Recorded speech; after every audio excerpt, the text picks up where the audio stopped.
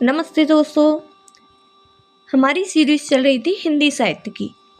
हिंदी साहित्य में हमने कवर किया था हिंदी भाषा का उद्भव और विकास। आगे हमने कवर किया हिंदी साहित्य के जो लेखन ग्रंथ थे, किस किस ने क्या क्या ग्रंथ लिखा, ठीक है ना। आगे हम कवर करेंगे हिंदी साहित्य के हमारे जो काल हैं और उनके काल विभाजन में से भी हिंदी साहित्य का आदिकाल।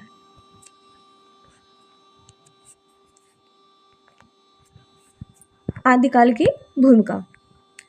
प्राकृत की अंतिम अपभ्रंश अवस्था से ही हिंदी साहित्य का आविर्भाव माना जा सकता है। हिंदी साहित्य का आदिकाल संवत 1085 ईस्वी से लेकर संवत 1375 ईस्वी तक, अर्थात महाराजा भोज के समय से लेकर हम्मीर देव के समय के कुछ पीछे तक माना जा सकता है।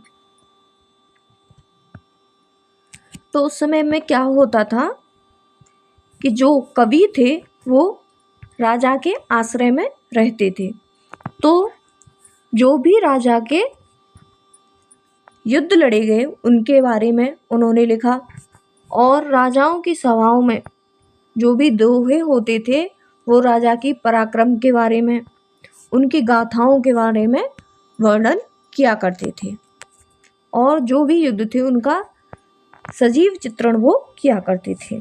इसी परंपरा को हमने क्या नाम दिया? रासो, जिसे लक्ष्य करके इस काल को हमने वीर गाथा काल नाम दिया गया। अपभ्रंश नाम पहल बलबी के राजा धारसेन द्वितीय के शिलालेख में मिलता है, जिसमें अपने पिता गुहसेन को संस्कृत, प्राकृत और अपभ्रंश का प्रथम कवि कहा है। सिद्धों की उद्गृत रचनाओं की भाषा देश भाषा मिश्रित अपभ्रंश या पुरानी हिंदी की काव्य भाषा थी। पुरानी हिंदी की व्यापक काव्य भाषा का ढांचा सौरसेनी प्रसूत अपभ्रंश अर्थात ब्रज और खड़ी बोली का था। आगे आता है जो आदिकाल का नामकरण है वो किस प्रकार किया गया। सभी ने अपने अनुसार आदिकाल का नाम दिया।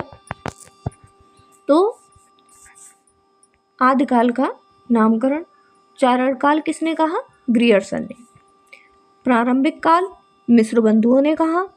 बीज वपन काल महावीर प्रसाद द्विवेदी ने कहा। वीर गाथा काल रामचंद्र शुक्ल ने कहा। सिद्ध सामंत काल राहुल सांकृत्यायन ने। वीर गाथा काल विश्वनाथ प्रसाद ने। संधि एवं चारण काल डॉक्टर राम कुमार वर्मा। आदिकाल नाम किसने दिया? हजारी प्रसाद द्विवेदी ने। आधार काल सुमन राजे। जयकाल रमाशंकर शुक्ल प्रसाद। अपभ्रंश काल धीरेन्द्र वर्मा। इन्होंने अपने अनुसार इस काल का नाम दिया। आगे आती हैं आदिकाल की प्रमुख प्रवृत्तियां। अब इस काल में क्या क्या होता था?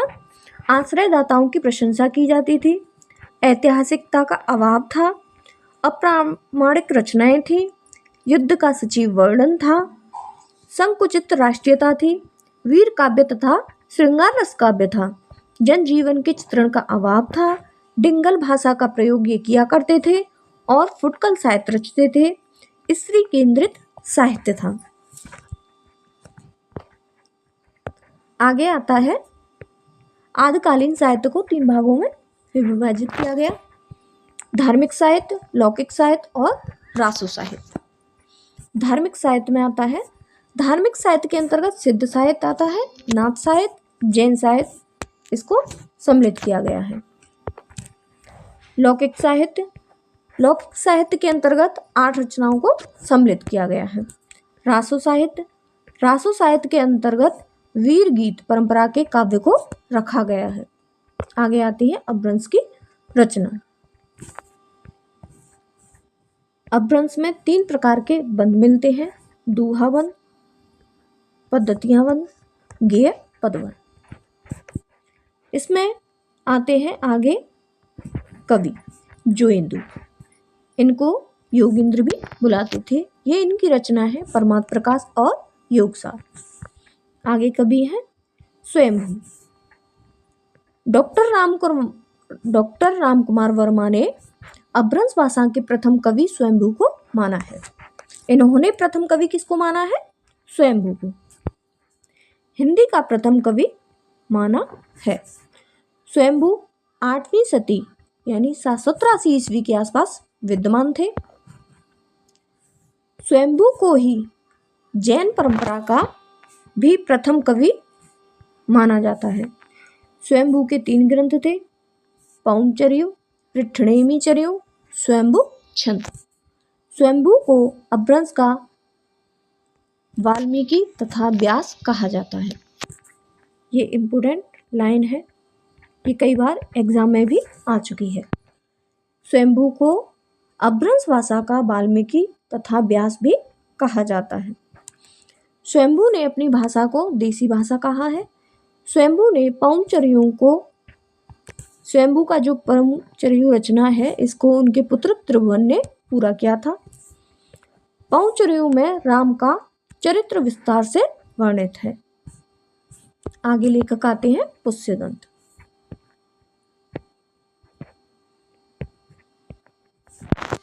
शिव सिंह सेंगर ने अपने ग्रंथ शिव सिंह सरोज में किसी पुरानी अनुश्रुति के आधार पर 7वीं शताब्दी के पुष्य या पुण्य कवि को हिंदी का प्रथम कवि माना है।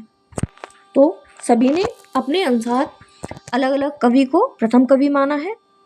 शिव सिंह सेंगर ने पुण्य कवि को माना है। आचार्य हजारी प्रसाद द्विवेदी के अनुसार यह पुण्य अपभ्रंश का प्रसिद्ध कवि पुष्यदंत है, जिसका आविर्भाव 9वीं सदी में हुआ। अब सर्वमान्य धारणा क्या है कि पुष्यदंत का आविर्भाव 972 ईस्वी में हुआ, जो कि 10वीं सदी में आता है। आगे आता है पुष्यदंत की प्रमुख रचनाएं क्या क्या थी। त्रिशटी महापुरुष गुणालंकार, जिसको महापुराण नाम भी दिया गया है।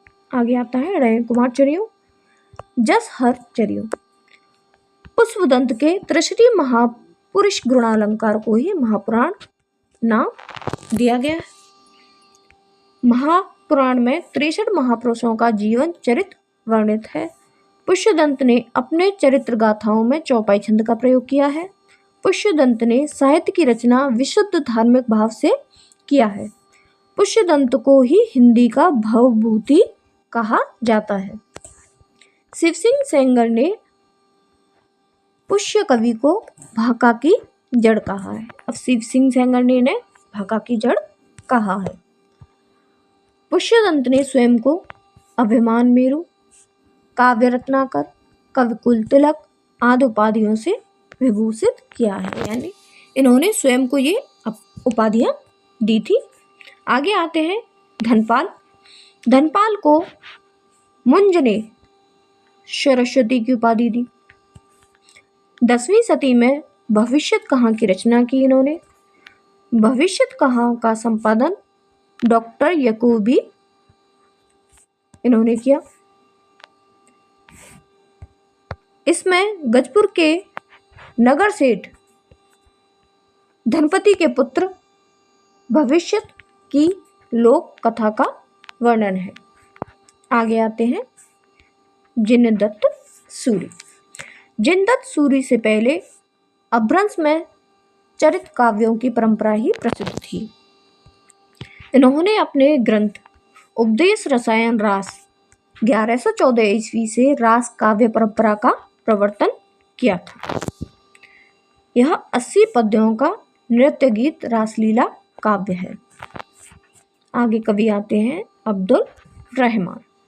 अब्दुल रहमान का संदेश रासक देसी भाषा में मुसलमान द्वारा रचित प्रथम ग्रंथ है, यानी किसी मुसलमान ने ये ग्रंथ पहली बार लिखा है, वो भी देसी भाषा में। संदेश रासक में विक्रमपुर की एक वियोगिनी की व्यथा व्यक्त हुई है। इस खंड काव्य का समय 12वीं सदी उत्तरार्ध या 13वीं शती पूर्वार्ध माना गया है। विश्वनाथ त्रिपाठी ने इनकी भाषा को संक्रांति कालीन भाषा कहा है। यह प्रथम धर्मेतर रास ग्रंथ है, यानी धर्म से इतर रास ग्रंथ है। आगे आते हैं मुनि राम सिंह। इनकी रचना है पाहुर दोहा। आगे आते हैं हेमचंद। इनका जन्म 1088 ईस्वी में, अपने समय के सबसे प्रसिद्ध जैनाचार्य थे। इन्हें क्या कहा जाता है? प्राकृत का पाणिनि। क्या कहा जाता है? प्राकृत का पाणिनि। इन्होंने अपभ्रंश के भाषिक और व्याकरणिक रूप का स्पष्ट, स्वव्यवस्थित और मानक विवेचन किया। सिद्ध हेम शब्दानुशासन, प्राकृत व्याकरण इनका प्रसिद्ध व्याकरण ग्रंथ है। इनमें संस्कृत, पाली, अपभ्रंश तीनों को उदाहरणों के रूप में समावेश किया गया है। इनका कुमारपाल चरित एक प्राकृत काव्य है। इसमें अपभ्रंश के पद्य भी रखे गए हैं। इनके अन्य ग्रंथ भी हैं, योगशास्त्र, छंदोनुशासन, देसी नाममाला कोश। आगे कवि आते हैं सोमप्रभ सूर्य। कुमारपाल प्रतिबोध 1184 ईस्वी इनकी महत्वपूर्ण रचना है। आगे आते हैं कवि जैनाचार्य मेरुतुंग।